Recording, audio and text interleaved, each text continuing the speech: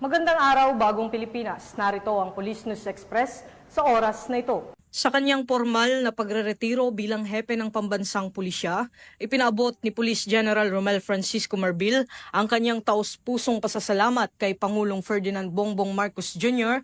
at sa buong hanay ng Philippine National Police. Sa ginanap na PNP Change of Command Ceremony at Retirement Honors sa PNP Multipurpose Center Camp Brigadier General Rafael T. Crame, pinasalamatan ni Police General Marbil ang Pangulo sa ibinigay na tiwala at suporta sa kanyang panunungkulan bilang Chief PNP. Kilala si Police General Marbil sa kanyang mahigpit na pagpapatupad ng zero tolerance policy laban sa katiwalian pati na rin sa mga reformang nagtulak sa mas matatag at disiplinadong organisasyon.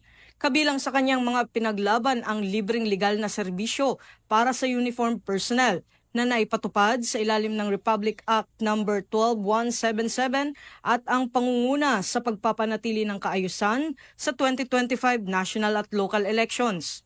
Nagpasalamat din siya sa lahat ng miyembro ng PNP sa kanilang dedikasyon at sakripisyo at hinihikayat ang mga ito na ipagpatuloy ang tapat na paglilingkod sa bayan. I thank our President for the guidance and support that allowed us to turn our vision into a meaningful reality. Thank you, sir. To every police officer, I extend my sincerest thanks. Your commitment, discipline, and sacrifices are what truly define this organization.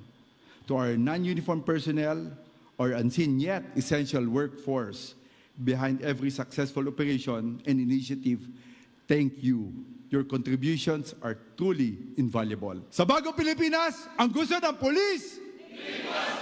Maraming salamat po.